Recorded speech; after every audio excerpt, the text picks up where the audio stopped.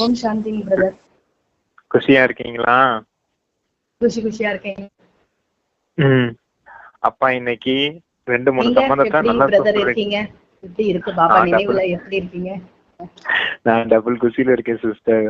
Okay ஓகேங்க brother. ஏன்னா அப்பா இன்னைக்கு நிறைய சம்பந்தத்துல நமக்கு நிறைய விஷயங்களை சொல்லி தராரு. அதான் சரிங்க பிரதர். ஒவ்வொரு சம்பந்தத்தையா நினைச்சு பார்த்திருந்தேன் எவ்வளவு சூப்பரா இருக்குது அப்படின்னு. குறிப்பா இன்னைக்கு வியாபாரி அப்படிங்கிற சம்பந்தத்துல வந்திருக்காரு. அப்புறம் தோட்டக்காரன் அப்படிங்கிற சம்பந்தம் சொல்லியிருக்காரு. அப்புறம் மந்திரவாதியா வந்திருக்கேன் அப்படிங்கறத சொல்றாரு. இப்படி நிறைய சம்பந்தம் சொல்றாரு. பொற்கொள்ளனா வந்திருக்கேன் அப்படின்னு சொல்றாரு. எல்லாத்தையும் அவ்வளவு ரகசியங்கள் உள்ள இருக்குது. எல்லாத்தையும் நம்ம முரளியில பார்க்கலாம். ஆரம்பிங்க. 7/8/2024 முரளி, காலை முரளி. ஓம் சாந்தி. பாப்தாதா மதுபன்ல இருந்து சிவபாபா சொல்றாரு, இனிமையான குழந்தைகளே, நினைவு யாத்திரையில் இருந்தால்தான் உங்களுடைய சம்பாத்தியம் சேமிப்பு ஆகும். நீங்கள் நஷ்டத்தில் இருந்து லாபத்தில் வருகிறீர்கள், உலக அதிபதி ஆகிறீங்கன்றார் பாபா சொல்றாரு. நினைவு யாத்திரையில உங்களுக்கு நிறைய வருமானம் சேமிப்பாகுது. நஷ்டத்துல இருந்தீங்க, இப்ப லாபத்துல வரீங்கன்றாரு. உலகிற்கு, இந்த முழு உலகிற்கு அதிபதி ஆறீங்கன்றாரு. கேள்வி பாபா கேட்கிறாரு, சத்தியத்தின் தொடர்பு உயர்த்தும், தீய தொடர்பு வீழ்த்தும், இதனோட பொருள் என்னன்னு கேட்கிறாரு சிவபாபா. பதில் பாபா சொல்றாரு, குழந்தையாகிய உங்களுக்கு சத்தியத்தின் தொடர்பு, அதாவது தந்தையின் தொடர்பு கிடைக்கும் பொழுது உங்களுக்கு முன்னேறும் கலையாகிடுதுன்றாரு. அவரோட தொடர்பு, சத்தியமானவரோட தொடர்பு கிடைச்சா, தந்தையோட தொடர்பு இருக்கும்போது நமக்கு முன்னேறும் கலை. ராவணனோட தொடர்பு, அதாவது அது தீய தொடர்பு, அவனுடைய சகவாசம் கீழே விழுகிறீர்கள்ன்றாரு பாபா. கீழே விழுந்துட்டே வந்துடுறீங்க. அதாவது ராவணன் உங்களை முழுவதுமா மூழ்கடிக்கிறான். தந்தை இப்போ கரையேற்றி உங்களை அழைத்து செல்கிறார்.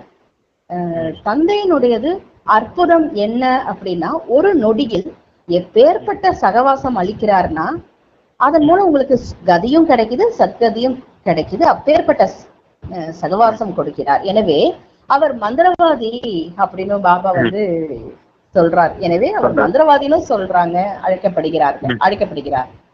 இதுவரைக்கும் தலைப்பு என்ன சொல்றாரு, நீங்க நினைவு யாத்திரையில தான் உங்களுக்கு நிறைய வருமானம் இருக்குது அப்படின்றத சொல்றாரு. நீங்க நஷ்டத்துல இருந்தீங்க, இப்ப லாபத்துக்கு சென்றுட்டு இருக்கீங்க. நினைவு யாத்திரை மூலமா நிறைய சேவிங்ஸ சேமிக்கிறீங்க அப்படிங்கறத சொல்றாரு. அதனால நீங்க எப்படி ஆகுறீங்க, முழு உலகத்துக்குமே அதிபதியா மாறிடுறீங்க அப்படின்றத சொல்றாரு. அப்புறம் பதில்ல என்ன சொல்றாரு அப்படின்னா,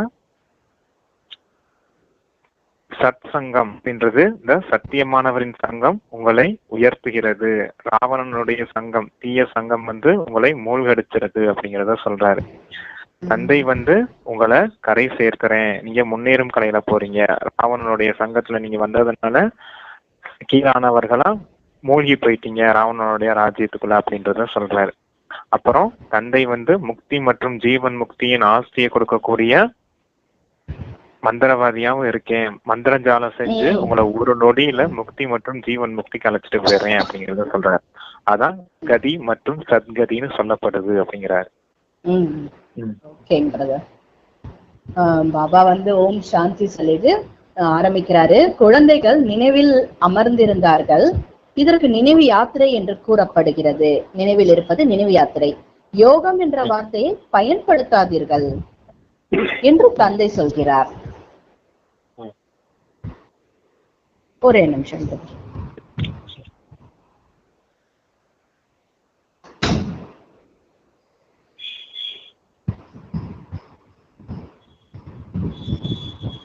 பாபா சொல்றாரு, குழந்தைகள் நினைவில் அமர்ந்திருக்கிறார்கள், இதற்கு நினைவு யாத்திரை, ஆனா யோகம் என்ற வார்த்தையை பயன்படுத்தாதீர்கள்.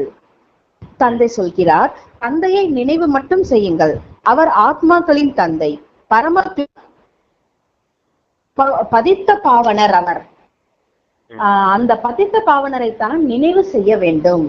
தேகத்தின் அனைத்து சம்பந்தங்களையும் விட்டுட்டு ஒரு தந்தையை மட்டும் நினைவு செய்யுங்க என்று தந்தை இப்ப கூறுகிறார். நீங்கள் இறந்தால் உலகமே இறந்து விட்டது போல என்று கூறுகிறார். தேகத்துடன் சேர்ந்து தேகத்தின் அனைத்து சம்பந்தம் எவையெல்லாம் இந்த கண்களுக்கு தென்பட்டு கொண்டு இருக்கோ அவற்றை நினைவு செய்யாதீர்கள். ஒரு தந்தையை மட்டும் நினைவு செய்தீர்கள் என்றால் உங்களுடைய பாவங்கள் எரிந்துவிடும். பல பிறவிகளோட பாவ ஆத்மாக்கள் ஆகிட்டீங்கன்றாரு. பல பிறவிகளால பாவ ஆத்மாக்கள் ஆயிட்டீங்க. இது இருப்பதே பாவ ஆத்மாக்களோட உலகம். சத்தியுகம் புண்ணிய ஆத்மாக்களின் உலகம். இப்போது பாவங்கள் அனைத்தும் நீங்கி புண்ணியம் எப்படி சேமிப்பு ஆகும்? பாபா கேட்கிறாரு. இப்போ உங்க பாவங்கள் அனைத்தும் போயிட்டு புண்ணியம் எப்படி ஆகும்? தந்தையோட நினைவில் மட்டும்தான் சேமிப்பு ஆகும். ஆத்மாவில் தான் மனம் புத்தி இருக்கு. எனவே ஆத்மா புத்தி மூலமாக நினைய வேண்டும். உங்களுடைய நண்பர்கள் உறவினர்கள் யாரெல்லாம் இருக்கிறார்களோ அவர்கள் அனைவரையும் மறந்து விடுங்கள் என்று தந்தை கூறுகிறார். உறவினர்கள் நண்பர்கள் எல்லாரையும் மறந்துருங்க. இங்க சொல்றது யாரு? பரமாத்மா பகவான் சொல்றாரு. அவர்கள் சொல்றாங்க அதாவது அவர்கள் அனைவரும் ஒருவருக்கொருவர் துக்கம் தான் கொடுத்து கொண்டிருக்கிறார்கள். பாபா ஃபர்ஸ்ட் துக்கம் சொல்றாரு, காமவாள். அதுதான் ஃபர்ஸ்ட் காமவாள் செலுத்தும் பாவம் செய்கிறார்கள். மற்றொரு பாவமும் என்ன செய்கிறார்கள்னா, எந்த ஒரு தந்தை அனைவருக்கும் சத்கதி அளிக்கும் வள்ளலா இருந்தாரோ, குழந்தைகளுக்கு எல்லையில்லாத சுகம் அளித்தாரோ, அதாவது சொர்க்கத்தின் அதிபதி ஆக்கினாரோ, அவரை சர்வ வியாபி எங்கும் நிறைந்தவர் என்று கூறி விடுகிறார்கள். இது பாடசாலை. இப்ப பாபா இதை புரிய வைக்கிறார். இத படிக்க வைக்க, இந்த ஞானத்தை படிக்க வைக்க சிவபாபா வந்திருக்காரு அப்படி சொல்றாருன்றது. தந்தைய நினைவு செய்யணும். நீங்க நினைவு செய்தாதான் பாவ கர்மங்கள் அழியும் அப்படிங்கறத சொல்றாரு. புண்ணியமும் இப்ப நீங்க சேமிப்பு செய்யணும் இல்லையா? அதுக்காக நீங்க என்ன காரியம் செய்யணும் அப்படின்னா, அனைத்து தேக தர்மங்களையும், தேக சம்பந்தங்கள், தேக உறவினர்களை எல்லாத்தையும் மறந்துட்டு தந்தைய நினைவு செய்யுங்க. அதுலதான் உங்களுக்கு வருமானம் சேமிப்பு ஆகுது அப்படிங்கறத சொல்றாரு. மற்றவர்கள் எல்லாம் ஞாபகம் வச்சுக்கிடாதீங்க, தந்தையை மட்டும் நினைவு செய்யுங்க அப்படிங்கிறாரு. அப்புறம் இப்ப இந்த உறவினர்கள்லாம் ஒருவருக்கு ஒருவர் மாற்றி மாற்றி துக்கம் கொடுத்துக்கிட்டு இருக்காங்க, அதனாலதான் உங்களை மறந்துருங்க அப்படிங்கறத சொல்றாரு. அதான் இவங்க எந்த மாதிரி துக்கம் கொடுக்கறாங்க? முதல்ல இந்த காமத்தின் வாள், அப்படி இந்த காமத்துல தள்ளுறாங்க அப்படிங்கறத சொல்றாரு. ஆசைகள் வருது, காமம், கோபம், பற்று, பேராசை, அகங்காரம், இது எல்லாமே எங்க இருக்குது அப்படின்னா இந்த உறவினர்கள் இடத்துலதான் இருக்குது. அப்ப இவங்களை பார்க்கும் போது, இவர்கள் சொல்றது கேட்கும் போது நமக்கும் அந்த விகாரங்கள் தூண்டப்படுது. அதனால இவர்களை பார்த்தும் பார்க்காம கேட்டும் கேட்காம இருங்க அப்படிங்கறத சொல்றாரு. தந்தை என்ன சொல்றாரோ அதை மட்டும் கேளுங்க, தந்தைய மட்டும் பாருங்க, தந்தை சொல்ற விஷயங்களை மட்டும் சிந்தனை செய் அப்படிங்கறதுக்காக இந்த விஷயங்களை அப்பா சொல்லிட்டு இருக்காரு.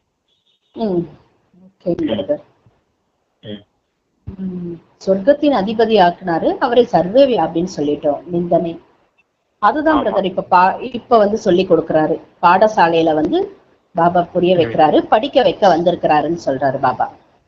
ஆமா, சர்வவியாபின்னு ஏன் சர்வவியாபின்னு சொல்லிட்டாங்க? ஏன்னா அவங்க பார்த்ததே கிடையாது.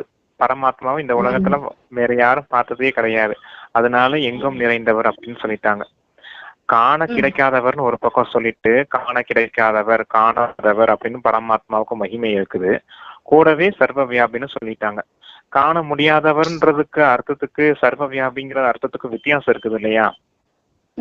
சர்வ வியாபிங்கிறது தந்தையை நிந்தனை செய்யறது மாதிரி. ஏன்னா தந்தை ஒரு ஆத்மாவா இருக்காரு, அவர் பரந்தாமத்துல இருக்காரு அப்படிங்கிறது நமக்கு இப்ப அப்ப அந்த விஷயத்த சொல்றாரு. நான் சர்வ வியாபிலாம் கிடையாது, நானும் உங்களை போல ஒரு ஆத்மா தான் அப்படிங்கிறத சொல்றாரு.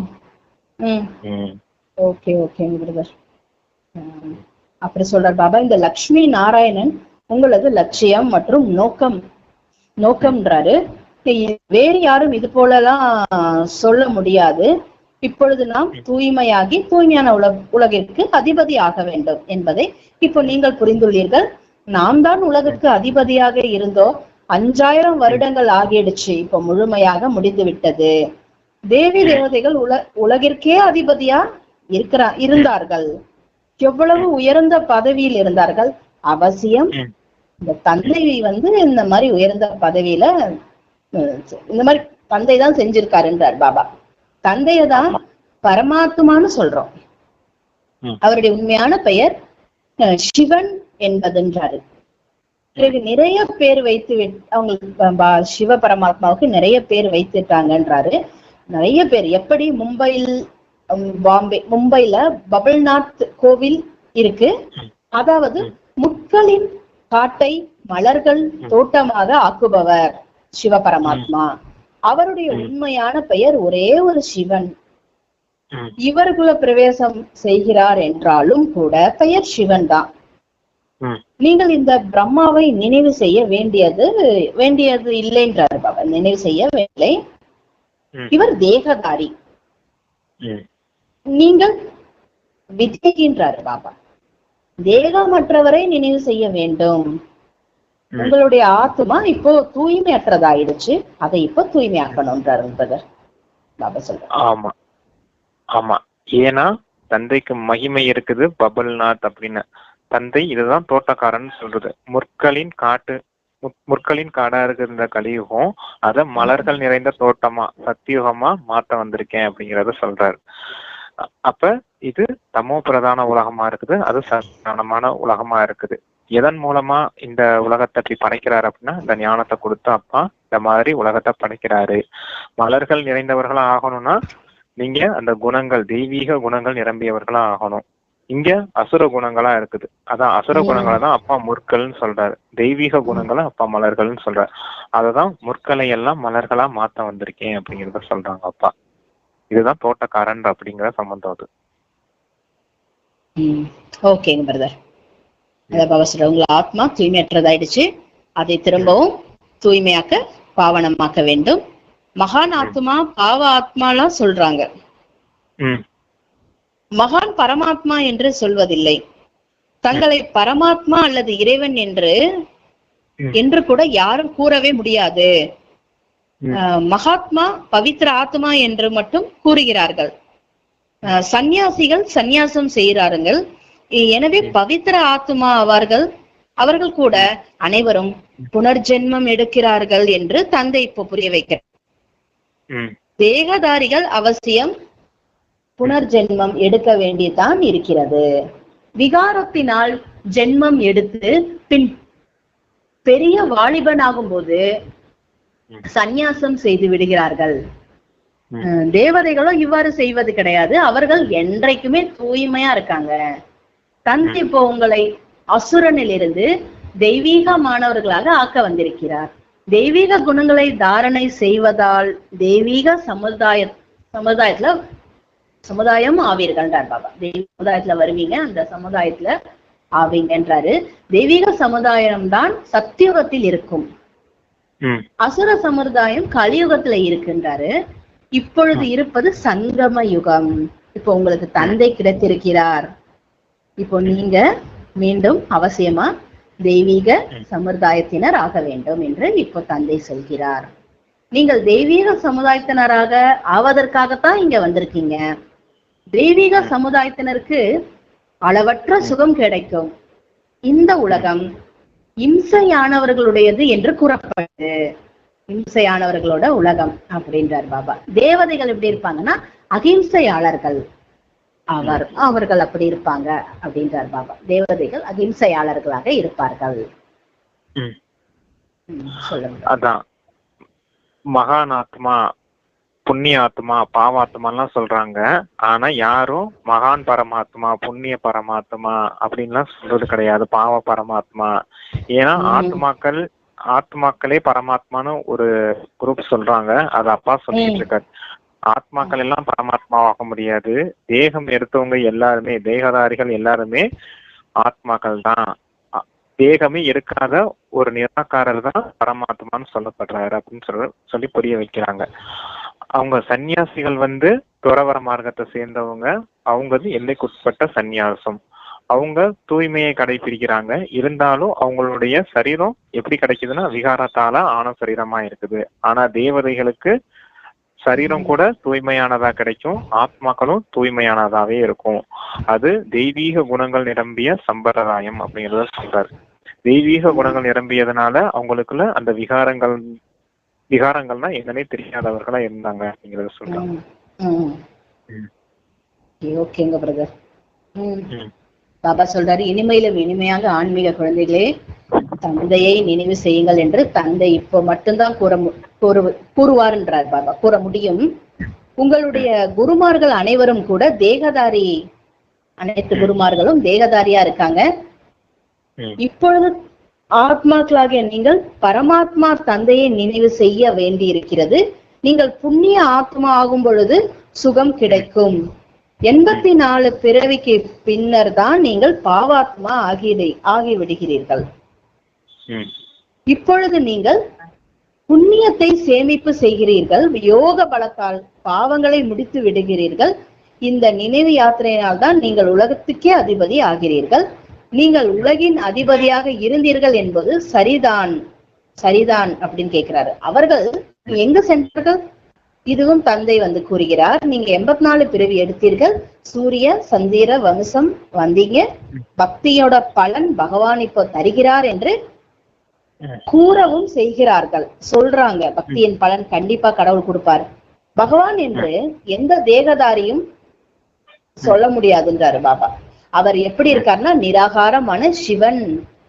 அவருக்கு சிவராத்திரி கொண்டாடுறாங்க, அவசியம் வருகிறார் அப்படின்றார் பாபா. சிவராத்திரி கொண்டாடுறீங்க, அப்போ அவசியம் நான் வருகிறேன், ஆனால் நான் உங்கள் பிறவி எடுப்பது கிடையாது அப்படி சிவபாபா சொல்றார். நான் சரீரத்தை கடனாக எடுக்கிறேன், எனக்கென்று உடல் கிடையாது.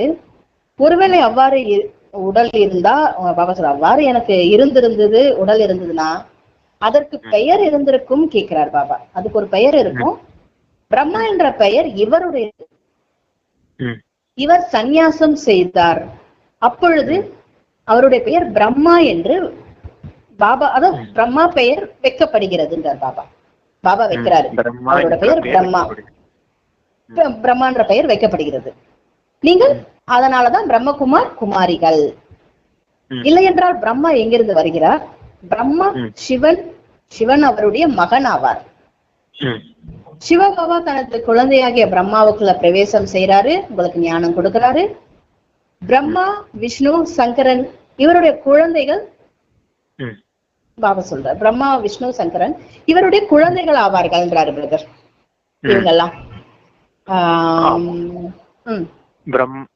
அதான் பிரம்மா மூலமா இந்த ஞானத்தை சொல்றேன். ஆனா பிரம்மாவுக்கு எப்ப பேர் வைக்கப்படுது பிரம்மா அப்படின்றது சிவத்தந்தை எப்ப இவருக்குள்ள பிரவேசம் ஆகிறாரோ அப்பதான் சிவபாபா வச்ச பேர் தான் பிரம்மா அப்படிங்கிறது. இவர் மூலமா நீங்க ஞானத்தை இருந்ததுனால உங்களை பிரம்ம குமார் குமாரிகள் அப்படிங்கிறத சொல்லலாம்.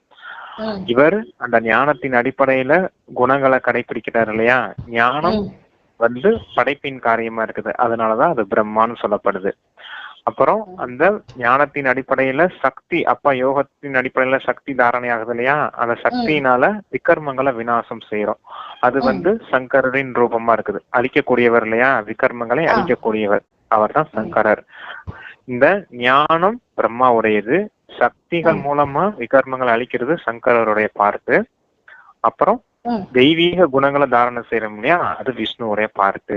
எல்லாமே இப்ப சூட்சுமத்துல நடக்கக்கூடிய விஷயமா இருக்குது. இது சிவதந்தையினுடைய குழந்தைகள் இவங்க எல்லாம் அப்படிங்கறத சொல்றாரு. ஒருத்தர் தான் பிரம்மாங்கிறவர், ஒருத்தர் தான் அவருக்குள்ள நடக்கக்கூடிய சூட்சமமான விஷயங்கள், படைப்பின் காரியமும் நடக்குது, விகர்மங்களை அழிக்கக்கூடிய காரியமும் நடக்குது, தெய்வீக குணங்களை தாரணை செய்யக்கூடிய காரியமும் நடக்குது. இதத்தான் அப்பா ஞானம் குணம் தீ அப்படின்னு சொல்லுவார். அந்த மூணுமே இந்த ஞானத்தின் அடிப்படையில இப்ப உங்களுக்கு தாரணை ஆகிட்டு இருக்கு அப்படிங்கறத சொல்றாங்க.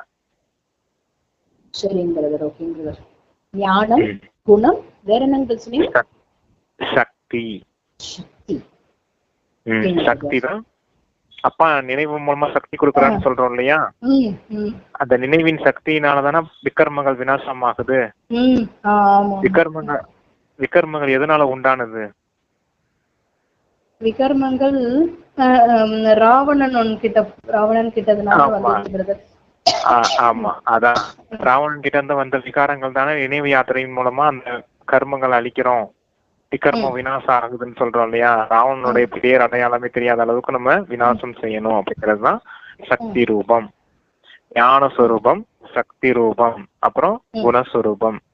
இந்த ஞானத்தையும் சக்தியும் தாரணையாகும் போது ஆட்டோமேட்டிக்கா குணங்களும் தாரணை ஆயிடும் அப்படிங்கறத சொல்றாரு. பாபா சொல்ல பிரம்மா விஷ்ணு சங்கரர் இவருடைய குழந்தைகள் நிராகார தந்தையின் அனைத்து குழந்தைகளும் நிராகாரமானவர்கள். ஆத்மாக்கள் இங்கு வந்து சரீரத்தை தாரணை செய்து அவர்களுடைய பாகத்தை நடிக்கிறாங்க. நான் எதற்காக வருகிறேன் பாபா கேட்கிறார். பத்தித்தர்களை பாவனமாக்க சொல்கிறார். நான் இந்த சரீரத்தை கடனாடுகிறேன். சிவ பகவான் வாட்ச், சிவ பகவானோட மகா வாக்கியம் என்று இருக்கிறதுன்றார் பாபா. கிருஷ்ணரையோ பகவான் என்று கூற முடியாது. பகவான் ஒரே ஒருவர். கிருஷ்ணரின் மகிமை தனி, முதல் நம்பர். இவர் தேவதை என்றார் பாபா. கிருஷ்ணரோட மகிமை தனி, இவர் முதல் நம்பர் தேவதை. ராதா கிருஷ்ணர் இவங்க முதல் நம்பர் தேவதை ஆவார்கள். அவர்கள் தான் சுயம்பத்துக்கு பிறகு லட்சுமி நாராயணன் ஆகிறாங்க. ஆனா இது யாருக்கும் தெரியாது. ராதே கிருஷ்ணர் பற்றி யாருக்குமே தெரியல என்றார். யார் ராதை யார் கிருஷ்ணர், அது அந்த அந்த ஒரு வரலாறு தெரியல என்றார் பாபா. அதை பற்றிய யாருக்கும் தெரியல. அவர்கள் பின் எங்கே சென்றுட்டாங்க என்று எங்க போயிட்டாங்கன்னு கேட்கிறார் பாபா. அவர்கள் அதுக்கப்புறம் எங்கு சென்று விடுகிறார்கள்? ராதை கிருஷ்ணர் சுயம்பரத்துக்கு பின் லட்சுமி நாராயணன் ஆகிறார்கள். இருவருமே தனித்தனி மகாராஜாக்களோட குழந்தைகள். அங்கு அந்த இடத்துல தூய்மையற்ற நிலைன்ற பெயர் கூட இருக்காது. ஏன் அப்படின்னா 5 விகாரங்கள் என்ற ராவணன் அங்கு கிடையாது. அங்கு இருப்பது ராமராஜ்யம். இப்பொழுது தந்தை ஆத்மாக்களுக்கு கூறுகிறார், என்னை மட்டும் நினைவு செய்தீங்கன்னா உங்களுடைய பாவங்கள் நீங்கிடும். நீங்கள் சதோ பிரதானமா இருந்தீங்க, இப்போ தமோ பிரதானமாயிட்டீங்க. கஷ்டம் ஏற்படுகிறது உங்களுக்கு. இப்போது மீண்டும் சேமிப்பு செய்ய வேண்டும். பகவான் வியாபாரி அப்படின்னு சொல்றாரு பாபா. யாராவது ஒருவர் தான் அவரிடம் வியாபாரம் செய்யறாங்க. மந்திரவாதி என்றும் அவருக்கு தான் கூறப்படுகிறது. முழு உலகத்துக்குமே சத்கதி அளிக்கும் அற்புதம் செய்கிறார். அனைவருக்குமே முக்தி ஜீவன் முக்தி அளிக்கிறார். இது மந்திர ஜாலம்னு கேட்கிறார் பாபா. இது மந்திர ஜாலமா ஆகுது இல்ல அப்படின்னு கேட்கிறாரு. மந்திரம் மனிதர்களுக்கு கொடுக்க முடியாதுன்றார் பாபா. அதாவது இது மந்திர ஜாலம் சொல்லிட்டு மனிதர்களுக்கு கொடுக்க முடியாது இந்த ஞானம் அப்படின்றார். அப்படியா மனிதருக்கு இந்த ஞானம் பரமாத்மா. என்ன சொல்றாரு அப்பா அப்படின்னா, தூய்மையற்றவர்களை தூய்மையாக்க கூடியவன் நான் தான் அப்படிங்கிறாரு. பதித்த பாவனர் அப்படிங்கிறது தான் அந்த விஷயம். பதித்த பாவனர் அப்படின்னா தூய்மை பணியாளர்னு அர்த்தம். தூய்மை பணியாளர் தெரியும் இல்லையா? தூய்மையற்றதை தூய்மைக்கூடியவங்க. அப்படிப்பட்ட சம்பந்தத்துல வந்து நம்மகிட்ட இப்ப பேசுறாரு. இந்த லட்சுமி நாராயணர் கூட ராதை கிருஷ்ணனா முன்னாடி இந்த சத்தியவத்துல ஜென்மம் எடுக்கிறாங்க. அவங்க சுயம்பரத்துக்கு அப்புறம் லட்சுமி நாராயணனா ஆகுறாங்க. இவங்க தூய்மையா இருக்காங்க அப்படின்னா இதுக்கு முந்தின பிறவில அவங்க தூய்மையற்றவர்களா இருந்தாங்க. அவங்கள இந்த பரமாத்மா தான் தூய்மையானவர்களா மாத்தி சத்தியவத்துக்கு அனுப்பியிருக்காரு அப்படிங்கிறத புரிஞ்சுக்கோங்க அப்படிங்கிறத சொல்றாரு. அப்புறம் தந்தை வியாபாரியாவும் இருக்காரு அப்படிங்கிறத சொல்றாரு. தந்தை கிட்ட வியாபாரம் செய்யுங்க அப்படின்னு சொல்றாரு. என்ன வியாபாரம் செய்யணும்? நினைவு யாத்திரையின் மூலமா உங்களுக்கு சக்தி சேமிப்பு செஞ்சுங்கிறத சொல்றாரு. விகர்மங்களை விநாசம் செய்துக்காங்க. இதனால உங்களுக்கு நஷ்டம் இல்ல, லாபம் நிறைய ஏற்படும், சேவிங்ஸ் நிறைய சேமிப்பாகும் அப்படிங்கிறத சொல்றாரு. அப்புறம் தந்தை மந்திரவாதியாவும் இருக்கேன் அப்படிங்கிறாரு. அது எதுக்காக அப்படி சொல்றாரு அப்படின்னா, ஒரு நொடியில உங்களுக்கு முக்தி மற்றும் ஜீவன் முக்தியின் ஆஸ்திய கொடுக்கறேன்.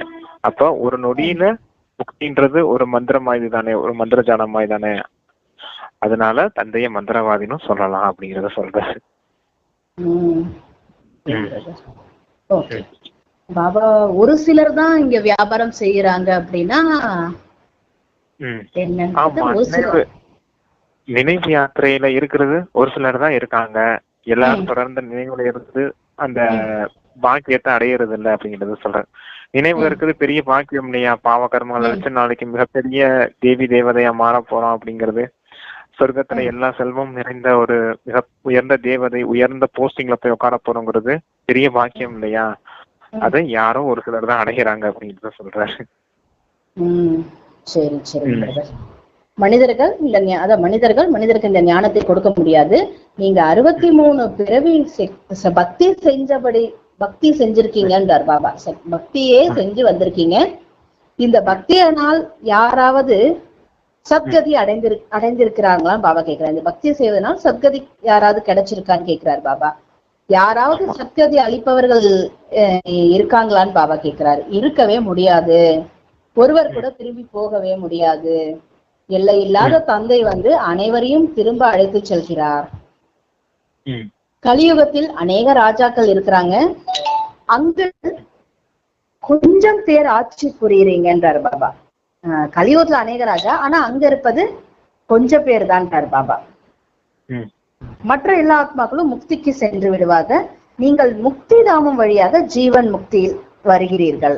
இந்த சக்கரம் சுற்றி கொண்டுதான் இருக்கும். இப்போ ஆத்மாக்களாகிய உங்களுக்கு இந்த சிருஷ்டி சக்கரத்தோட படைப்பவர், படைப்பின் முதல் இடைக்கடை எல்லா தரிசனமும் ஆகிவிட்டதுன்றார் பாபா. நீங்கள் தான் இந்த ஞானத்தால நரன் இருந்து நாராயணாரிங்க. தேவதைகள் ராஜதானி ஸ்தாபனை விட்டது. தேவதைகளோட ராஜதானி ஸ்தாபனை ஆயிடுச்சு. பிறகு உங்களுக்கு ஞானத்தோட அவசியம் இருக்காது. பக்தர்களுக்கு பகவான் அரை கல்பத்திற்கான சுகத்தோட பலனை அளிக்கிறார். பிறகு ராவண ராஜ்யம் ஆரம்பிக்குதுன்றார் பாபா. சுகத்துக்கு அப்புறம் பிறகு ராவண ராஜ்யத்துல துக்கம் ஆரம்பம் ஆகிறதுன்றார். அதான் இத்தனை விஷயம் அப்பா ஒரே சுயதர்சன சக்கரத்துல காமிக்கிறாரு. இப்ப எப்படின்னா, நீங்க இப்ப முக்தியின் வழியா தான் ஜீவன் அடையணும். அப்ப முதல்ல இங்க இருந்து இந்த ஞானத்தின் மூலமா முதல்ல முக்தி அடையிறீங்க. அங்க இருந்து அப்பா ஜீவன் முக்திக்கு அனுப்பி வைக்கிறேன் அப்படிங்கிறது. ஜீவன் முக்திங்கிறது சுகதாமம்.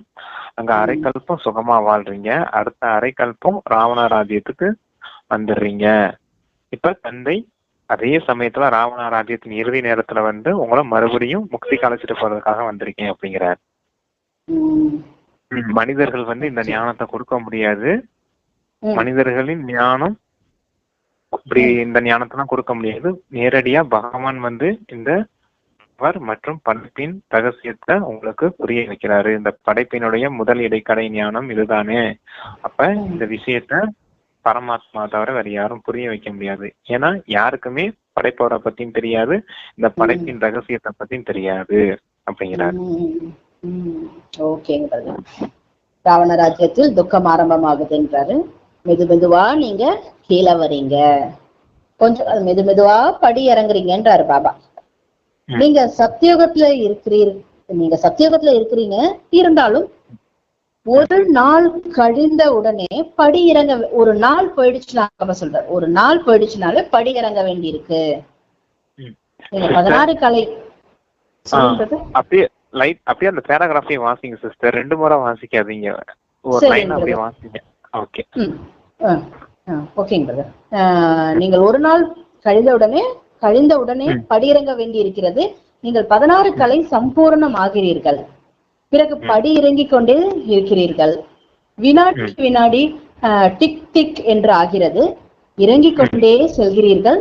காலம் கழிந்து இந்த இடத்துல சேர்ந்திருக்கீங்க. அங்கு கூட இதே போல கணங்கள் கழிந்து கொண்டே போகும். நாம் படி ஏறுவது நேரடியாக சட்டென்று ஏறி விடுவோம். பிறகு பேன் போல படி இறங்க வேண்டி இருக்கு. நான் அனைவருக்கும் சத்கதி அளிப்பவன் ஆவேன் என்று தந்தை கூறுகிறார். மனிதர்களுக்கு சத்கதி செய்ய முடியாது. ஏன்னா அவர்கள் விகாரத்தில் பிறக்கிறார்கள், பதித்தமாக தூய்மையற்று இருக்கிறார்கள். உண்மையில் கிருஷ்ணருக்கு தான் உண்மையான மகாத்மா. பிராக்கெட்ல சாமியார்னு போட்டிருக்காருங்கிறது சாமியார் என்று கூற முடியும். ஆமா, அது என்ன அப்படின்னா, இந்த 16 கலைகள் நிரம்பியவர்களா இப்ப நீங்க மாறணும். இப்ப ஒரேடியா 16 கலைகள் நிரம்பியவரா மாறிடுறீங்க இந்த சங்கம யுகத்துல. அது சத்தியுகத்துல இருந்து கொஞ்சம் கொஞ்சமா தேன் போல இறங்கும் அப்படிங்கறத சொல்றாரு. கொஞ்சம் கொஞ்சமா தானே இறங்குது. 16 கலைகள் 14 கலைகள். எங்க திரேதா யுகத்துல போகும்போது 8 கலைகள், கலியுகம் வரும்போது 4 கலைகள். இப்படி கொஞ்சம் கொஞ்சமா தானே இறங்குது. ஒரு நாளைக்கு ஒரு நாள் பேன் எப்படி மெதுவா ஊறும் பாத்தீங்களா, அந்த மாதிரி கொஞ்சம் கொஞ்சமா கலைகள் இறங்குது அப்படிங்கறத சொல்றாரு. ஆனா அந்த கலைகள் அடைகிறது இந்த நேரம் வேகமா அடைஞ்சிடுறீங்க அப்படிங்கறத சொல்றாங்க. அப்புறம் அந்த கிருஷ்ணன் ராதையத்தான் லட்சுமி நாராயணன் சொல்லப்படுறாங்க. அவங்க எப்படிப்பட்டவங்க இருக்காங்கன்னு சொல்றாரு. செயின்ட், உண்மையான மகாத்மா. மகாத்மா செயின்ட்னு சொல்லுவார். அத செயின்ட்னா சாமியார் அப்படின்னு சொல்லுவாங்க. மகான், மகான்னு சொல்றது இவங்களதான் சொல்ல முடியும். ஏன்னா ஆத்மாவும் தூய்மையா இருக்குது, சரீரமும் தூய்மையா இருக்குது. ஆனா இங்க இந்த கலியுகத்துல சொல்லக்கூடிய இந்த சன்னியாசிகள் வந்து சரீரம் எப்படி இருக்கு, விகாரத்தான சரீரமா இருக்குது. ஆனா ஆத்மா தூய்மையா இருந்தாலும் விகாரத்தினான உண்டான சரீரத்தை அவங்க சொல்ல முடியாது இல்லையா, அவங்கள மகான் ஆத்மா அப்படின்னு. உண்மையிலும் உண்மையான மகான் ஆத்மா இவங்கதான், இந்த தேவதைகள் தான் மகான் ஆத்மான்னு சொல்ல முடியுங்கிறாரு. ஓகேங்க பிரதர். ஓகே பிரதர், இந்த கலைகள் கொஞ்சம் கொஞ்சமா இறங்குது அப்படின்னா எந்த கலை கொஞ்சம் இறங்கும் பிரதர்? எந்த கலை எடுத்துக்கலாம் பாபா சொல்றதுல மென்ஷன் பண்ணி குறிப்பா இருக்கலாம்? அது வந்து அப்படி சொல்ல கூட முடியாது சிஸ்டர். இப்ப பௌர்ணமி ஆகுதுன்னு வச்சுக்கோங்க ஒரு நிலா. பௌர்ணமில இருந்து பௌர்ணமி 16 கலைகள்னு சொல்லுவாங்க பொதுவா. 2 நாள் கழிச்சு பார்த்தா எப்படி இருக்கும் நிலா, முழுமையான நிலா பௌர்ணமி. 2 நாள் கழிச்சு பார்த்தா தேய்புரையில வந்து ஒரு நிலா பாதி குறைஞ்சிடும் பாத்தீங்க இல்லையா, கொஞ்சம் அழிஞ்சிரும்ல. அதுதான் கலைகள் குறையுது அப்படிங்கறத சொல்றாரு. டோட்டலாவே குறையும். இப்ப நமக்கு சுகம் இருக்குது அப்படின்னா, சுகம் ஃபுல் பர்சன்டேஜ் 100% இருக்குதுன்னா 100%ல இருந்து ஒரு குறிப்பிட்ட மாதிரி ஒரு 16ன்னு வச்சுக்கலாமே, அது ஒரு ஆவரேஜா ஒரு கணக்குக்கு. அந்த சுகம் வந்து 16 ஃபுல் பர்சன்டேஜ்ல இருக்குது சத்தியுகத்துல, அது 14ஆ மாறிடும் திரேதா யுகத்துல. துவாபர வரும்போது 8ஆ மாறிடும். அப்படிதான் சொல்ல முடியுமே தவிர இந்த கலைகள் குறைஞ்சு போயிடும், பரிவர்த்தனை கலை அந்த சொல்றாங்க இல்லையா, மாற்றிக்கொள்ளும் கலை, அப்புறம் நண்பனாக்கும் கலை, அந்த கலைன்னு சொல்றாங்க 16 கலைகள், அந்த மாதிரி குறையாது. இது ஒரு சந்திரன உதாரணமா வச்சு கொஞ்சம் கொஞ்சமா குறையுது இல்லையா, அதன் அடிப்படையில மொத்தமாவே குறைஞ்சிக்கிட்டே வருது அப்படிங்கறத சொல்றாங்க. ஓ சரிங்க சரிங்க. 16 கலை. பாபா என்ன சொன்னாலும் ஒரு நாள் போயிடுச்சு அங்க அப்படின்னாலே கலை குறையுதுன்றாரு, கொஞ்சோண்டு வருது அப்படின்றாரு. ஆமா, அதான் பேன் மாதிரி கொஞ்சம் கொஞ்சமா கலைகள் குறையுது அப்படிங்கிறாரு. பெரிய வித்தியாசம் இல்லைனாலும் இந்த பாயிண்ட் ஒண்ணுன்னு சொல்லுவாங்க சிஸ்டர். இப்ப 100% ஃபுல்லா இருக்கு, 99.99 சொல்லுவாங்க இல்லையா. அப்புறம் அடுத்த நாள் வரும்போது 99.98, அடுத்து 99.97, அப்படி கொஞ்சம் கொஞ்சமா குறையுது அப்படிங்கறது சொல்றாரு. அத நம்மளுடைய கால்குலேஷன் அடிப்படையில எல்லாம் புரிஞ்சுக்க முடியாது சிஸ்டர், சரியா? அது அப்பாவுடைய கணக்கு, அது 5000 வருஷத்தின் கணக்கு, அது அவருக்கு தான் தெரியும். சும்மா ஒரு ஆவரேஜா நம்ம புரிஞ்சுக்க முடியும், மேலோட்டமா தெரிஞ்சுக்கலாம். நானா மனசுல ஒரு சாகர் அது பாபா சிந்தனை பண்ணும்போது நினைச்சுப்பேன், அப்போ ஏதோ ஒரு கலைனா அப்போ நமக்கு ஏதோ நாட்டிய கலை அதெல்லாம் கலை தானே பிரதர், பேசுற கலை அது கொஞ்சம் குறையும் அப்படின்னு நினைச்சுவேன். அப்படி இல்ல, இப்ப நீ பேசிட்டு தானே இருக்கீங்க நீங்க. ஆமா, என்ன கலை குறைஞ்சு போச்சு? இப்ப டான்ஸ் ஆட முடியும்னா டான்ஸ் ஆட முடியும் இல்லையா நம்மளால, பழகிட்டா டான்ஸ் ஆட முடியல. பாட்டு பாட நினைச்சப்ப பாட்டு பாட முடியும் இல்லையா நம்மளால. அப்புறம் எங்க கலைகள் குறைஞ்சது? அது கலியுக இறுதியிலையும் நம்மளால பாட்டு பாட முடியும் இல்லையா. இதெல்லாம் கலைகள்னு சொல்ல முடியாது சிஸ்டர். அந்த சந்திரனை உதாரணமா வச்சு ஒரு பொதுவா ஆவரேஜா சொல்றது உங்களுக்கு, அந்த தூய்மையின் ஒரு பர்சன்டேஜ் வேணா சொல்லலாம் சிஸ்டர். அப்படி இந்த கலைகள்லாம் சொல்ல முடியாது. நாட்டிய கலை, இசைக்கலை, கலை அதெல்லாம் கிடையாது, அந்த மாதிரி கலைகள் கிடையாது. தேய்பிரைய கணக்கு வச்சுக்கோங்க நீங்க. தேய்பிரையில கொஞ்சம் கொஞ்சமா குறைஞ்சுக்கிட்டே வரும்ல பௌர்ணமில இருந்து அமாவாசை வரும்போது. அந்த மாதிரி 16ல இருந்து 0% ஆயிட்டீங்க, மொத்தமா அமாவாசையா மாறி போயிட்டீங்க. அப்பா வரும்போது அப்பா மறுபடியும் உங்களை பௌர்ணமியா ஆக்குறேன் அப்படிங்கறத சொல்றது. இந்த ஒரு பிறவில நீங்க அமாவாசையில இருந்து பௌர்ணமி ஆயிடுறீங்க. திருப்பி அந்த பௌர்ணமி தேய்பிரையா மாறுறதுக்கு 5000 வருஷம் ஆகுதுங்கிறாரு. இப்ப புரிஞ்சுக்கிட்டீங்களா? இந்த தேய்பிரை அமாவாசை கதை தான் உங்களுக்கு அமாவாசை பௌர்ணமி கதையை ஞாபகம் வச்சுக்கோங்க. அதுதான் கலைகள்னு சொல்ல முடியுமே தவிர இந்த கலைகள் கிடையாது. நாட்டிய கலை, இசைக்கலை இதை ஞாபகம் வச்சுக்கிட்டு இருக்காதீங்க. பத்தி அப்பா சொல்றது இல்ல, பேசுற கலை. இது சென்டர்ல தெரியாம சொல்லி தராங்க, அது அப்படி கிடையாது. அதான் அதுல அந்த 16 கலைகள் வருது, பேசும் கலை, அதாவது ஒண்ணு வருதுங்க பிரதர், 16 கலையில வருது. அதுதான் நினைச்சுட்டேன். ஓகே அடுத்து ஓகே. இந்த மகாத்மாக்களோ விகாரத்தால் ஜென்மம் எடுத்து பின் சந்நியாசம் செய்கிறார்கள். அவர்கள் தேவதைகள் என்றைக்கும் தூய்மையா இருக்காங்க, அவர்களுக்குள்ள எந்த ஒரு விகாரமும் இல்லை. அதற்கு நிர்விகாரி உலகம்னு சொல்லப்படுது. இது விகாரி உலகம். பியூரிட்டி, தூய்மை இல்லை, நடத்தை எவ்வளவு மோசமா இருக்குன்றாரு. தேவதைகளோட நடத்தை மிகவும் நன்றாக இருக்கும், எல்லோரும் அவர்களை வணங்குகிறார்கள், அவருடைய நடத்தை நல்லதா இருப்பதால் தான் தூய்மை இல்லாத மனிதர்கள் அந்த தூய்மையான தேவதைக்கு முன்னால் தலை வணங்குகிறார்கள். இப்பொழுது சண்டை சச்சரவு என்னெல்லாம் ஆகிவிட்டது, மிகவும் குழப்பம். இப்பொழுது வசிப்பதற்கு கூட இடமில்லை, மனிதர்கள் குறைய வேண்டும் என்று நினைக்கிறார்கள். ஆனால் இதுவோ தந்தையினுடைய காரியம். சத்தியுகத்தில் மிகவும் குறைவான மனிதர்கள் இருப்பார்கள். இத்தனை அதாவது சரீரங்கள் எல்லாம் அழிவு ஏற்பட்டு விடுகிறது. மற்ற எல்லா ஆத்மாக்களும் தங்களது இனிமையான இல்லத்திற்கு ஸ்வீட் ஹோம் சென்று விடுவார்கள். தண்டனைகள் வரிசையாக அனுபவிப்பார்கள் பிரதர் பாபா. தண்டனைகளை யார் முழுமையா புருஷார்த்தம் முயற்சி செய்து வெற்றி மாலையில் மணியாக வருகிறார்களோ அவர்கள் தண்டனைகளிலிருந்து விடுபட்டு விடுவார்கள். மாலை ஒருவருடையது ஆவது இல்லை. யார் அவர்களை இது போல ஆக்கினாரோ அவர் மலராவார்.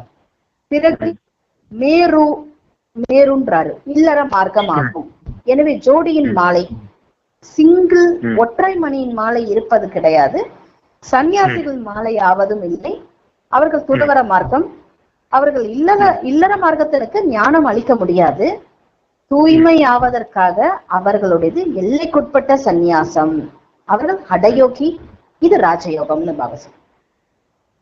ஆமா, தேவதைகள் நடத்தைய பாருங்க, மிக ராயலா இருந்துச்சு. அதுதான் 16 கலைகள். நல்லா பௌர்ணமி வெளிச்சத்துல எப்படி பிரகாசமா இருந்துச்சு, ஆத்மா பவர்ஃபுல்லா இருந்துச்சு. அப்ப அவங்க நடத்தையெல்லாம் ரொம்ப ராயலா இருந்துச்சு. ஆனா இப்ப பாருங்க, சண்டை சச்சரவுமா, நன்னடத்தை இல்லாம தூய்மை இல்லாம எப்படி இருக்காங்க கலியுகத்துல அப்படிங்கறத சொல்றாரு. இதுதான் அந்த சத்தியுகத்துல வாழ்ந்தவங்களுக்கும் கலியுகத்துல வாழ்ந்தவங்களுக்கும் இந்த கலைகள் வித்தியாசம் தெரியுது இல்லையா நமக்கு. அங்க நன்னடத்தை இருந்துச்சு, இங்க தீய நடத்தை இருக்குது அப்படிங்கறத சொல்றாங்க. இப்படி இதுதான் இந்த தன்மைகளின் விஷயத்த வச்சுதான் அப்பா சொல்றாரு. அவங்க இல்லற தர்மத்தை சேர்ந்தவங்களா இருந்தாங்க தேவதைகள். இங்க சன்னியாசிகளை ஒப்பிட்டு சொல்றாரு. இந்த சன்னியாசிகள் துறவற மார்க்கத்தை சேர்ந்தவங்களா இருக்காங்க. அவங்க இல்லற வாழ்க்கையில இருந்திருக்காங்க. கணவன் மனைவி குட்டிகள் எல்லாமே சேர்ந்து இருந்தாங்க. யோக பலத்தால குழந்தைகள் பிறந்துச்சு. ஆனா இங்க கலியுகத்துல யோக பலத்தால குழந்தைகள் பிறக்காதனால இங்க வாழ்ந்தா எங்களால தூய்மையா இருக்க முடியாது, இங்க இருந்தா பற்றுதலை விட முடியாது அப்படின்னு சொல்லிட்டு இவங்க எல்லைக்குட்பட்ட சன்னியாசம் மாதிரி காட்டுக்கு போயிடுறாங்க அப்படிங்கறத சொல்றாரு. ஆனா அங்கெல்லாம் யாரும் காட்டுக்கு போக வேண்டியது இல்ல, அவங்க இயல்பாவே தூய்மையானவர்களா இருப்பாங்க அப்படிங்கறத புரிய வைக்கிறாருப்பா. அவங்க தனிப்பட்ட மாலைன்னு சொல்றாரு. சன்னியாசிகள் வேற மாலை, ஒற்றை மாலையும் கிடையாது. ஒற்றை மாலை மாதிரி தனித்தனியால போயிட்டாங்க, எல்லாத்தையும் விட்டுட்டு அங்கே போற மாலை கிடையாது. அவங்க என்ன மாலைன்னு சொன்னாரப்பா? இரட்டை மணி மாலை அப்படிங்கறத சொன்னார் இல்லையா? அதான் ஒற்றை மணினாரு. ஆமா, சிங்கிள் ஒற்றை மணி மாலை இருப்பதில்லை என்றார் பாபா. ஆமா, அங்க ஜோடி ஜோடியா தான் இருப்பாங்க, இரட்டை மணி மாலையாக இருப்பாங்க அப்படிங்கறத சொல்றாரப்பா.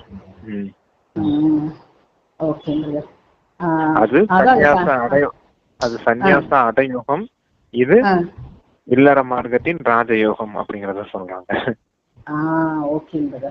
அதான் ஞானம் பாபா சொல்றாங்க, இல்லற மார்க்கத்துக்கு ஞானம் அளிக்க முடியாது அவங்களால. ஆமா ஆமா, சன்னியாசிகள் துறவற மார்க்கம் இல்லையா, அவங்க இல்லற வாசிகளான நமக்கு ஞானம் கொடுக்க முடியாது அப்படிங்கறத சொல்றாரு.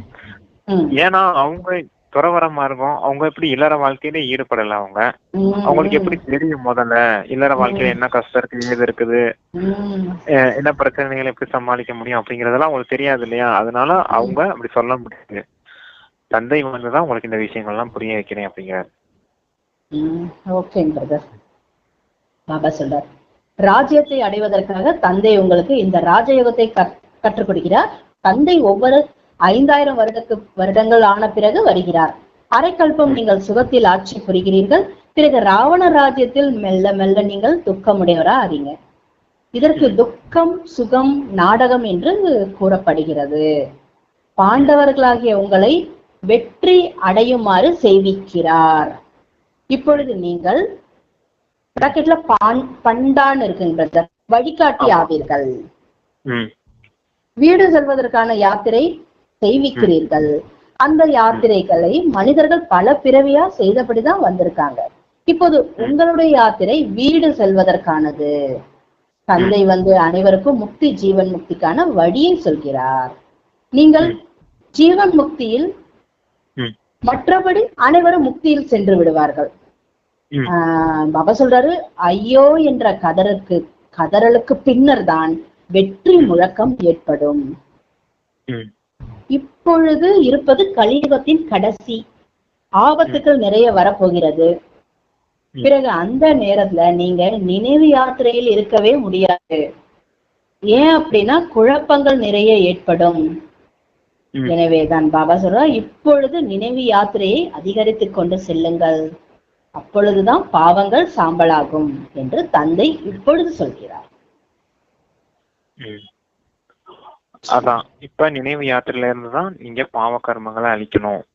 அப்ப பண்டான் சொன்னீங்களா, வழிகாட்டியா தந்தை வந்திருக்காரு. வந்து உங்களை முக்தி மற்றும் ஜீவன் முக்திக்கு அழைச்சிட்டு போறேன். ஏன்னா வழிகாட்டி வந்தான்னா, வழிகாட்டிங்கிறது கைடு. ஒரு கைடு வந்துதான் முக்திக்கும் ஜீவன் முக்திக்கும் அழைச்சிட்டு போக முடியும். அதுதான் குருமார்கள்னு சொல்லிட்டாங்க இல்லையா. குருமார்கள் ஒரு வழிகாட்டுறாங்க அப்படிங்கறத சொல்றாங்க இல்லையா, அந்த கல்வி குருமார்கள். அது போல அந்த குருமார்கள் முக்தி ஜீவன் முக்திக்கு அழைச்சிட்டு போக முடியாது. இந்த சத்குரு தான் வந்து உங்களை முக்தி ஜீவன் முக்திக்கு அழைச்சிட்டு போறேன், உங்களுக்கு அந்த நல்ல வழி காட்டு அப்படிங்கறத சொல்றாங்க அப்பா. அடுத்த சிஸ்டர். பாபா பாவங்கள் சாம்பலாகிவிடும் நினைவின் மூலமா தந்தை கூறுகிறார். மேலும் பாபா சொல்றார், பின் சேமிப்பு செய்யுங்கள், சதோ பிரதானமாக ஆகுங்கள். நான் ஒவ்வொரு கல்பத்தின் புருஷோத்தம சங்கமயுகத்தில் வருகிறேன் என்று தந்தை கூறுகிறார். இது மிகவும் சிறிய பிராமணர்களோட யுகம். பிராமணர்களின் அடையாளம் குடுமி இருக்கு. பிராமணன், தேவதை, சத்திரியர், வைஷ்யர், சூத்திரர், இந்த சக்கரம் சுற்றி கொண்டேதான் இருக்கும். பிராமணருடைய மிகவும் சிறிய குலம் இருக்கிறது. இந்த சிறிய யுகத்தில் தந்தை வந்து உங்களுக்கு இப்போ கற்பித்துக் கொண்டிருக்கிறார். நீங்கள் குழந்தைகள் ஆவீர்கள், மாணவர்களும் ஆவீர்கள், சீடர்களும் ஆவீர்கள், ஒரே ஒருவருடையவர் ஆவீர்கள். இது போல் தந்தையாகவும், கல்வி அளிக்கும் ஆசிரியராகவும், படைப்பின் முதலிடை கடைபற்றிய ஞானம் அளிப்பவராகவும், பிறகு கூடையே அழைத்து செல்வராகவும் வேறு எந்த ஒரு மனிதனும் இருப்பதில்லை என்றார் பாபா. இந்த விஷயங்களை இப்பொழுது நீங்கள் தான் புரிந்திருக்கிறீர்கள் பாபா சொல்லுகிறார். ஆமா, தந்தை, ஆசிரியர், சத்குரு மூணும் இந்த தந்தை ஒருத்தர் தான் அப்படிங்கறத சொல்றாரு. தந்தையாவும் இருக்கேன், உங்களுக்கு முதல் இடைக்கடை ஞானத்தை கொடுக்கக்கூடிய ஆசிரியராகவும் இருக்கேன், கூடவே அழைச்சிட்டு போகக்கூடிய குருவாவும் வந்திருக்கேன். இப்படி தந்தை 3 சம்பந்தத்திலையும் வந்திருக்கேன் அப்படிங்கறத சொல்றாரு. அப்புறம் இந்த சக்கரம் பிரம்மா பிராமண அந்த சங்கம யுகத்தை சொன்னார் இல்லையா, விராட ரூபத்தை சொல்றாரப்பா. உச்சி குடும்பி வந்து பிராமணரின் வர்ணமா இருக்குது, முகம் தேவதைகளின் வர்ணமா இருக்குது. இந்த தோள்பட்டை இருக்கு இல்லையா, கைகள், புஜங்கள், மார்பகம் வந்து சத்திரிய வம்சமா இருக்குது. வயிற்று பகுதி வைசியரா இருக்குது, கால் சூதரா இருக்குது. இந்த மாதிரி இந்த சிருஷ்டி நாடகம் சுத்திக்கிட்டே இருக்குது அப்படிங்கறத சொல்றாரு. இப்ப நீங்க பிராமணர், உச்சி குடும்பிக்கு சமமானவர்கள், நீங்க தான் நாளைக்கு தேவதையா மாற போறீங்க. அப்படியே கொஞ்சம் கொஞ்சமா கலைகள் அந்த விராட ரூபத்துல எப்படி கலைகள் இறங்குற மாதிரி காமிச்சிருக்காங்களோ அது போல நீங்களும் இறங்கி வரீங்க அப்படிங்கறத சொல்றேன். இப்ப சூத்திரரா இருந்தீங்க, தந்தை ஒரேடியா இப்ப பிராமணரா மாத்திட்டாரு ஜென்மத்தை கொடுத்து அப்படிங்கறத சொல்றாரு. இப்ப தேவதையா மாற போறீங்க அப்படின்னா அந்த தெய்வீக குணத்தின் சம்ஸ்காரத்தை உருவாக்குறதுக்கு தான் தந்தை வந்து ஆசிரியராகவும் சத்குருவாவும் வந்து உங்களுக்கு வழி சொல்லிங்கிறாரு.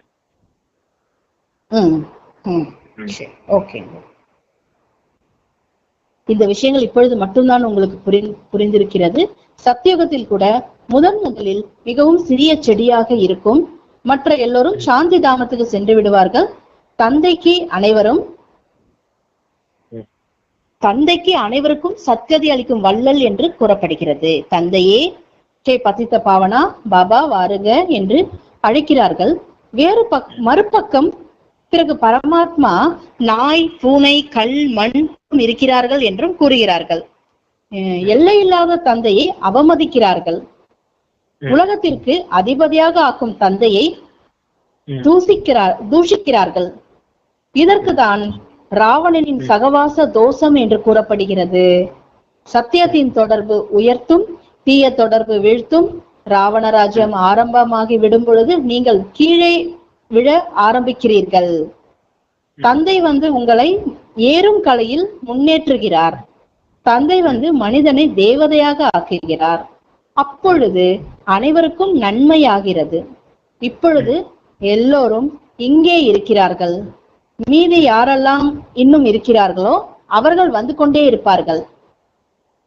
எதுவரையும் நிராகாரி உலகத்தில் இருந்து எல்லா ஆத்மாக்களும் வந்து கொண்டிருப்பாங்களோ அதற்குள் நீங்கள் தேர்வில் கூட வரிசை கிரமமாக தேர்ச்சி அடைந்து கொண்டே செல்வீர்கள். இதற்கு ஆன்மீக கல்லூரி என்று கூறப்படுகிறது. ஆன்மீக தந்தை ஆன்மீக குழந்தைக்கு வருகிறார். ஆமா சிஸ்டர், இது முன்னாடியே சொல்லிட்டோம். நம்ம அந்த கேள்வி பதில் இருக்கு இல்லையா, அதுலயே ஆன்சர் ஃபுல்லா சொல்லிட்டாங்க. அடுத்து வாசிங்க. ராவண ராஜ்யம் வந்தவுடனேயே பின் சரீரம் விட்டு தூய்மை இல்லாத ராஜா ஆனீர்கள்.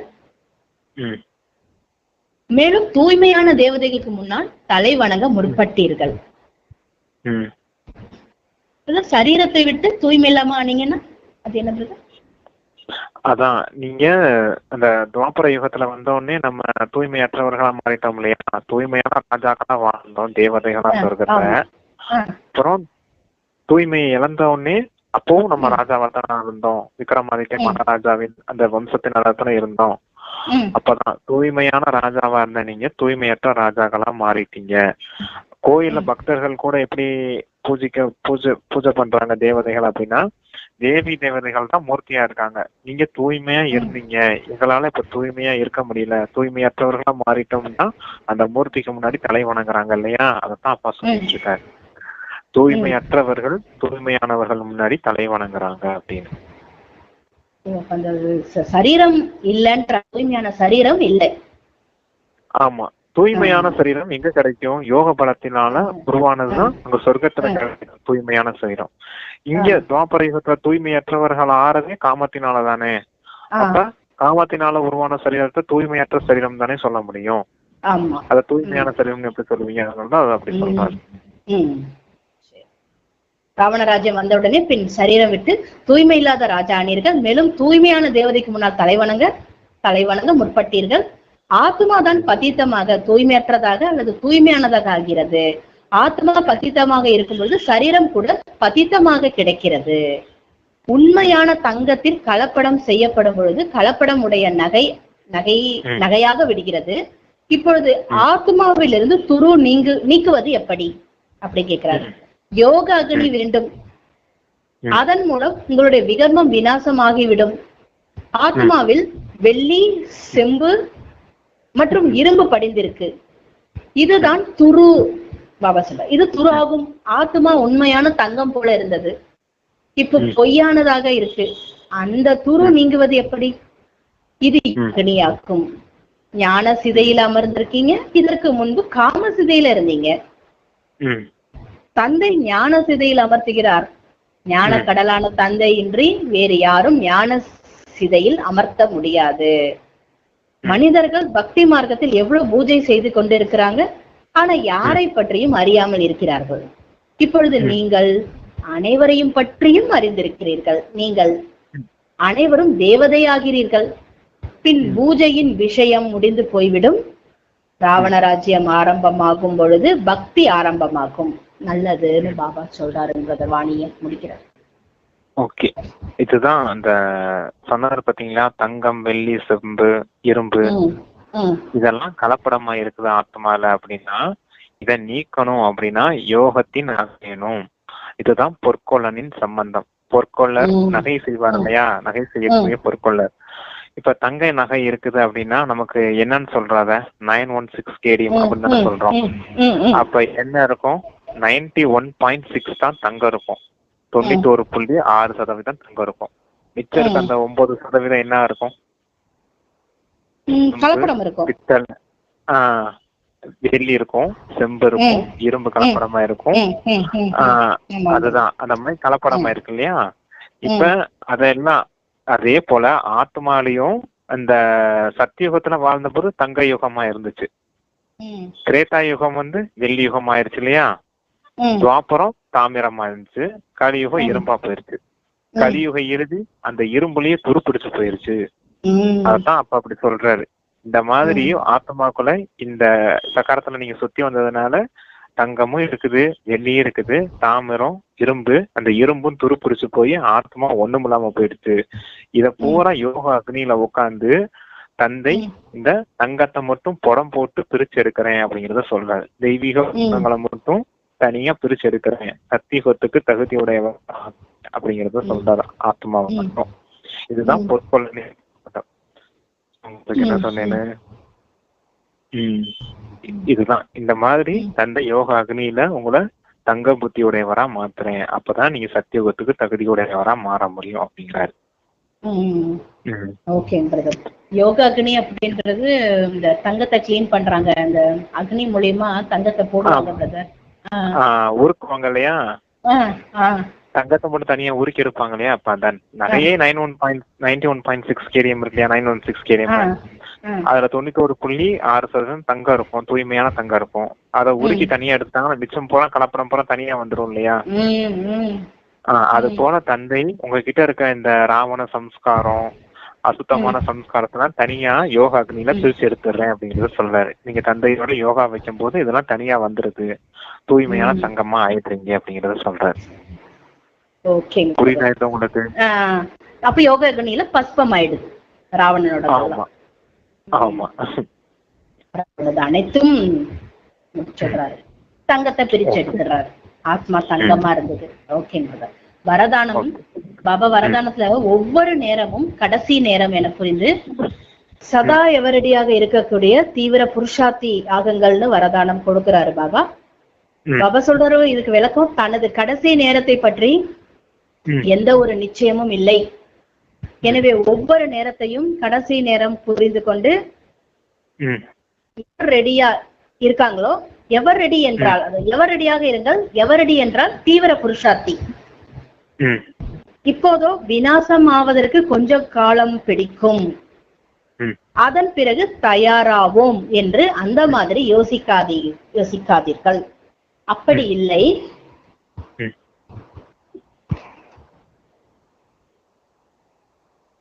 ஒரே நிமிஷம் வரதானம் கொஞ்சம் கீழே போயிடுச்சு. எவரடியா இருங்க, எவரடி என்றால் புருஷார்த்தி. எனவே ஒவ்வொரு நேரத்தையும் கடைசி நேரம் என புரிந்து கொண்டு எவரடியா இருங்க, எவரடி என்றால் தீவிர புருஷார்த்தி. இப்போது விநாசம் ஆவதற்கு கொஞ்ச காலம் பிடிக்கும், அதன் பிறகு தயாராகும், அந்த மாதிரி யோசிக்காதீங்க. அப்படி இல்ல, ஒவ்வொரு நேரமும் கடைசி நேரம். எனவே சதா மோகமற்றவர், விகல்பமற்றவர், வீணானவை கூட இருக்கக்கூடாது. அப்போதுதான் எவரடி என சொல்வார்கள். எந்த ஒரு காரியம் மிச்சம் இருக்கலாம், எந்த ஒரு காரியமும் மிச்சம் இருக்கலாம், ஆனால் தனது ஸ்திதி சதா விடுபட்டதாக இருக்க வேண்டும். எது நடக்குமோ அது நல்லதா நடக்கும். ஸ்லோகன் சொல்றாரு பாபா. இல்ல வரதானம் சொல்லிடலாம். ஒவ்வொரு நொடியும் இறுதி நொடின்னு நினைச்சே வாழுங்க, அற்கடி அந்திம் கடி சம்ஜோ அப்படின்னு சொல்லுவார். இந்த உடம்ப விட்டு ஆத்மா எந்த செகண்ட்னாலும் வெளியேறும். அப்ப ஒவ்வொரு நொடியும் இறுதி நொடின்னு நினைச்சு வாழுங்க. இறுதி நொடியில நம்ம எப்படி இருக்கணும் அப்படின்னா ஆத்மா உணர்வுடையவரா இருக்கணும். ஆத்மா உணர்வுல இருந்து பரமாத்மாவை நினைவு செஞ்சுதான் நம்ம பரந்தாமத்துக்கு போக முடியும். ஒவ்வொரு செகண்ட் இறுதி நொடி நினைச்சோம்னா இப்பவே அந்த ஆத்மா உணர்வுலயே நீடிச்சு இருப்போம் அப்படிங்கிறதுக்காக அந்த பாயிண்ட் சொல்றாங்க. அப்பா எந்த நேரம் சரீரத்தை விட்டுட்டு போகும்னு தெரியாது. அப்ப இந்த உணர்வுலயே நம்ம இருக்கும் போது மோகமற்றவரா இருப்போம். விகல்பம் அப்படின்னா மோகம்னா பற்றற்றவரா இருப்போம். விகல்பம்னா தேக உணர்வு, நெகட்டிவ் உணர்வு இல்லாம இருப்போம். வீணானவை அதாவது வேஸ்ட் தாட்ஸும் இருக்காது. இந்த மாதிரி எந்த தாட்ஸும் இருக்காது. எப்படி இருக்கும் போது இந்த நொடிதான் இறுதி நொடின்னு நினைச்சு நம்ம இருக்கும் போது அப்படிங்கிறத சொல்றாருப்பா. அவங்களதான் எவரடின்னு சொல்ல முடியும். விநாசத்துக்கு இன்னும் கொஞ்சம் காலம் இருக்குது, அப்ப நம்ம தயாராயிட்டோம்னா அப்படின்னு நினைச்சீங்கன்னா அந்த நேரம் தயாராக முடியாது. இப்பவே இந்த நிலையில இருக்கவங்களதான் எவரடின்னு சொல்ல முடியும், தீவிர முயற்சியாளர்னு சொல்ல முடியும் அப்படிங்கிறாரு. அது கடைசி பாயிண்ட் என்ன சிஸ்டர் சொன்னாரு? விகல்பமற்றவர், சதா முகமற்றவர், விகல்பமற்றவர், வீணானவை கூட இருக்கக்கூடாது. அப்போதான் எவரடி என சொல்லப்படும். அடுத்து எந்த ஒரு காரியமும் மிச்சம் இருக்கலாம், ஆனால் தனது ஸ்திதி சதா விடுபட்டதாக இருக்க வேண்டும். எது நடக்குமோ நல்லதா நடக்கும். ஏன்னா இறுதி நேரத்துல நமக்கு சின்ன சின்ன காரியங்கள் இருக்கும், ஒரு சில விஷயங்கள் செய்யற மாதிரி இருக்கும். அந்த காரியங்கள்லாம் மிச்சம் மீதி கூட இருக்கலாம். ஆனா உங்க ஸ்திதி எப்படி இருக்கணும்? விடுபட்டதா இருக்கணும். எது நடந்தா அதுல நன்மை இருந்தே இருக்கும் அப்படிங்கிற அந்த ஸ்திதியை மட்டும் விட்டுறக்கூடாது நீங்க. அப்பதான் அந்த ஸ்திதி உங்களுக்கு நல்லா இருக்கணும். அப்பனாதான் அந்த இறுதி நேரம் தந்தையோடைய அன்புல மூழ்கி இருக்க முடியும் அப்படிங்கிறதுக்கு தான் அந்த வரதானம் சொல்றாரு. அப்பா எந்த ஒரு காரியம் மிச்சம் இருக்கணும், அது ஸ்தூலத்திலயா இல்ல எப்படிங்கிறது? ஸ்தூலமா இல்ல சிஸ்டர், ஆத்மா உணர்வுல இருந்து பரமாத்மா நினைவு செஞ்சுதான் நம்ம பரந்தாமத்துக்கு போகணும். இறுதி நேரம் அப்படித்தானே இருக்கணும். அப்படி இருந்தாதான் நேரா பரந்தாமத்துக்கு போக முடியும், எந்த தண்டனையும் இல்லாம. இடையில எங்கிட்டாவது இந்த தேகதாரிகளோ இந்த தேக உலகத்தின் பக்கமும் நினைவு பெருச்சுன்னா புத்தி மாட்டிக்கணும் இல்லையா? அப்ப தர்மராஜபுரியில அடி உலகம் தண்டனை கிடைக்கும். அதுக்காக இப்பவே அந்த பயிற்சி செய்யுங்க அப்படிங்கிறத சொல்றாரு. சரிங்க பிரதர். Okay okay brother. அதுதான் எந்த ஒரு காரியமும் மிச்சம் இருக்கலாம்ன்றாருங்களா பிரதர்? ஏதாவது ஒண்ணு ஆமா, ஏதோ மிச்சம் இருக்கலாம், இருக்கு இந்த வேலை இருக்குன்னு ஏதோ ஒரு வேலை இருக்கலாம். ஆனா உங்களுடைய ஸ்திதி விடுபட்டதா இருக்கணும். இந்த தேகம் நான் இல்ல, நான் ஆத்மா உணர்வுல இருக்கேன் அப்படிங்கிற அந்த விடுபட்டு இருக்கணும். உங்களுடைய ஸ்திதி, உங்களுடைய மனநிலை இந்த தேகத்துல இருந்து விடுபட்டு இருக்கணும்ன்றாரு. Okay brother. கடைசி காலத்துல பையன் இந்த நினைவுல வரக்கூடாது. அவங்க எங்க இருக்கிறாங்க, எப்படி இருக்காங்க, வரக்கூடாது. சரிங்க பிரதர். ஓகே. ஸ்லோகன் சொல்றாரு, சட்டத்தை தன் கையில் எடுத்துக்கொள்வது கோபத்தோட அம்சம். அதான் சட்டம்ன்றது என்னன்னா தண்டனைகள். அடுத்தவங்களுக்கு நாம தண்டனை கொடுக்க கூடாது. சட்டத்தை நம்ம கையில எடுத்து அடுத்தவங்களுக்கு பனிஷ்மெண்ட் கொடுக்க கூடாது. அடி கொடுக்கறதோ இந்த திட்டுறதோ இதெல்லாம் பாவ கர்மமாகும். உங்களுக்கு அந்த சட்டத்தை எடுக்கிற உரிமை எல்லாம் கிடையாது அப்படிங்கிறத சொல்றாரு. அப்படி நீங்க அந்த சட்டத்தை கையில எடுத்து யாரையாவது பனிஷ்மெண்ட் பண்றீங்க அப்படின்னா அது கூட கோபத்தின் அம்சம் தான். அவங்க தவறு செஞ்சிருக்கலாம், தப்பு செஞ்சிருந்தாலும் தண்டனை கொடுக்கக்கூடிய உரிமை உங்களுக்கு கிடையாது. அது யாருக்கு இருக்கு அந்த உரிமை? தண்டனை கொடுக்கக்கூடிய உரிமை இந்த டிராமாவுக்கு தான் இருக்கு, தர்மராஜருக்கு தான் இருக்குது அப்படிங்கிறத சொல்றாரு. அதுதான் இப்ப குழந்தைங்க ஒரு தவறு செய்யறாங்க அப்படின்னா நம்ம என்ன செய்யணும்? அவங்களுக்கு ஒரு நேரம் சாப்பாடு கொடுக்காம இருக்கலாம், அவங்க தப்ப உணர்றதுக்காக. இல்ல அவங்க கிட்ட பேசாம கொஞ்சிக்காம அன்பா பேசாம கொஞ்சம் அமைதியா இருந்து கொஞ்சம் இது பண்ணலாம். பேசாம இருந்தோம்னா அம்மா பேசுங்க என்கிட்ட, நான் தெரியாம பண்ணிட்டேன்னு அந்த குழந்தைங்க சொல்லும் இல்லையா? அந்த மாதிரி நீங்க பனிஷ்மெண்ட் கொடுக்கறதுன்னா இப்படி அஹிம்சையா கொடுக்கணும். நீங்க ஹிம்சை செய்யற மாதிரி, காயப்படுத்துற மாதிரி, அடிக்கிறதோ எதையோ சொல்லி காயப்படுத்துறோம் அந்த மாதிரி இருக்கக்கூடாது. அதெல்லாம் பனிஷ்மெண்ட் மாதிரி, அதெல்லாம் கடுமையான பனிஷ்மெண்ட் மாதிரி. அதெல்லாம் பாவ கர்மம் ஏற்படும். இந்த மாதிரி சாப்பாடு கொடுக்க கூடாது, அமைதியா இருந்துக்கணும், அவங்க கிட்ட பேசாம இருக்கணும். இந்த மாதிரி அஹிம்சை வழியில அவங்களுக்கு கொஞ்சம் புரிய வைக்கலாம் அப்படிங்கிறத சொல்றாரு. டிராமா பனிஷ்மெண்ட் கொடுக்கும் அப்படின்னா அது என்னங்கிறது? டிராமா அவங்களுக்கு பார்த்துப்போம், நம்ம கொடுக்க கூடாது பனிஷ்மெண்ட். ஆமா, ஏன்னா இப்ப பாவ கர்மம் செய்தா பின்னாடி ஏதோ ஒரு துக்கத்துல அவங்க போய் மாட்டுவாங்க. பாவ கணக்கு மிச்சம் மீதி இருந்துச்சுன்னா இறுதி நேரத்துல இப்ப நம்ம யாராவது திட்டினாங்க அப்படின்னா, இல்ல நாம யாரையாவது முதல்ல திட்டி இருப்போம், அதுதான் இப்ப வந்து நமக்கு திட்டு கொடுக்குற மாதிரி வருது இல்லையா? ஆமா. அது போலதான் இப்ப தவறு செய்தாங்கன்னா அதுக்கேற்ற தண்டனை அவங்களுக்கு கிடைக்கும். இந்த டிராமா அனுசாரமா அவங்களுக்கு வந்து ஏதோ ஒரு ரூபத்துல கிடைக்கும். ஆனா நீங்க கொடுக்க கூடாது அப்படிங்கறத சொல்றாரு. நம்ம அவங்களுக்கு தண்டனை கொடுத்தா என்ன ஆகும்? நமக்கு பாவ கணக்கு உண்டாயிடும். அப்படிங்கிறப்ப அதை விலைக்கு இருக்கணும்ங்கிறத சொல்றாரு அப்பா. சரி சரி, ஓகேங்க brother. Okay, thanks brother. Thank you sister. Thank you sister. ஓம் சாந்தி. ஓம் சாந்தி. ஓம் சாந்தி. நன்றி பாபா.